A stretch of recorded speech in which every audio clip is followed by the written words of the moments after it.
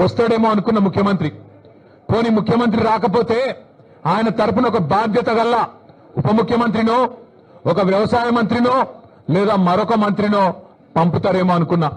కానీ ఇవాళ తేలిపోయింది, రేవంత్ రెడ్డికి రచ్చ చేయడం వచ్చు తప్ప చర్చ చేయడం రాదు అనేది మాత్రం ఖారాఖండిగా తేలిపోయింది. రేవంత్ రెడ్డికి బూతులు మాట్లాడడం వస్తుంది తప్ప రైతుల గురించి మాట్లాడడం మాత్రం రాదు అనేది స్పష్టంగా తేలిపోయింది. ఇవాళ బేసిక్ నాలెడ్జ్ లేని ముఖ్యమంత్రి. ఆయన ఇరిగేషన్ అధికారుల సమావేశంలో తాను ముఖ్యమంత్రి అనేది కూడా మర్చిపోయి ఏ ప్రాజెక్టు ఏ నదీ బేసిన్ లో ఉంది అని ఒక చిన్నపిల్లగాడు అడిగినట్టు అడుగుతుంటే ఈయననా మన ముఖ్యమంత్రి అని చెప్పి, ఈయననా మనకు న్యాయం చేసేదని చెప్పి రాష్ట్రంలోని రైతులు ఇవాళ బాధపడే పరిస్థితి. వాస్తవం ఒకటి మాత్రం, నీళ్లు, నిధులు, నియామకాలు. ఇది ఆనాడు కేసీఆర్ గారు, తెలంగాణ ఉద్యమకారులు జయశంకర్ గారు, ఇంకా తెలంగాణ బిడ్డలు ఆనాడు తెలంగాణ ఉద్యమానికి ఇచ్చిన శీర్షిక నీళ్లు, నిధులు, నియామకాలు. ఇవాళ రేవంత్ రెడ్డి గారు కూడా అదే పాటిస్తున్నారు. నీళ్లు, నిధులు, నియామకాలు.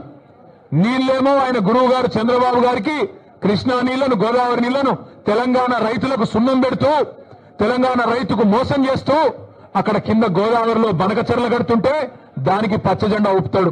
కింద శ్రీశైలం నుంచి కృష్ణా నీళ్లు అటు పోతిరెడ్డిపాడు నుంచి తోలుకొని పోతుంటే దానికి కూడా కళ్ళు మూసుకొని చంద్రబాబు గారు చెప్పినట్టు కోవట్టు పాలన ఇవాళ నడుస్తా ఉన్నది రాష్ట్రంలో.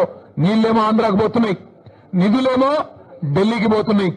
ఈ నియామకాలు ఆయన తొత్తులు కొంతమందికి ఇచ్చుకొని వాళ్ళనే చూసుకొని మురిసిపోతా ఉన్నాడు.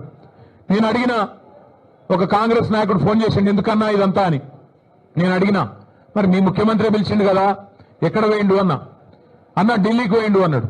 ఎందుకు పోయిండు, ఏమిటి పోయిండు అని నేనన్నా. ఎరువుల బస్తాల కోసం పోయిండు అన్నాడు. ఎరువుల బస్తాల కోసం పోయిండట. ఎట్లుందంటే ఇది వెనకటికెవడో తాటి చెట్టు ఎక్కిండట.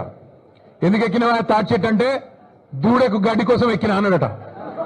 రేవంత్ రెడ్డి ఎరువుల బస్తాల కోసం పోయినట్టు ఎవరైనా నమ్ముతారా రాష్ట్రంలో?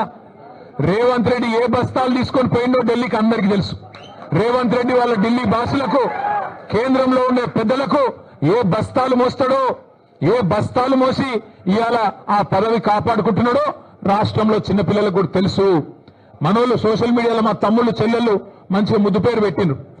పే సీఎం అంటే పేమెంట్ కోటాలో తెచ్చుకున్న సీఎం పదవిని ఎప్పటికప్పుడు పేమెంట్లు ఇచ్చుకుంటూ కాపాడుకునే బాపత తప్ప నీకు రాష్ట్రంలో రైతుల మీద ప్రేమ లేదు, రాష్ట్రంలో గిరిజనుల మీద ప్రేమ లేదు, దళితుల మీద ప్రేమ లేదు, 42% రిజర్వేషన్ ఇస్తానని నువ్వు మోసం చేసిన బలహీన వర్గాల బిడ్డల మీద ప్రేమ లేదు, 2500 రూపాయలు ఇస్తానని నువ్వు మోసం చేసిన ఆడబిడ్డల మీద కనీస గౌరవం లేదు.